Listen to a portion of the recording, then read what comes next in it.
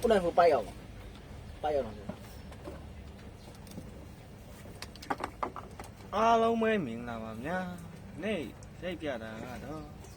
မှန်တလုံးချောင်းတစ်လေတော့တဲ့ဖိုက်ရလေးချောင်းမိတ်ဆက်ပေးနေပါတယ်ရိုက်ပန်လေးကခုမှဆန်ဖရန်စစ္စကိုကနေမှာထားတဲ့ရိုက်ပန်လေးဖြစ်ပါတယ်ဒီချောင်းချောင်းပြတာနဲ့ဘလို့ရိုက်ပန်မှန်းကိုမသိဘူး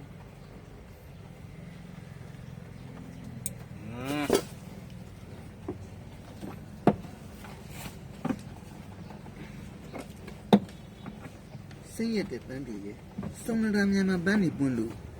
ရေလေကောင်မပန်းတွေကျူးကျူးပါပြီမျက်နှာကိုနဲ့ချစ်ချင်းတစ်ဖို့ရဲ့လာတာညဆိုလို့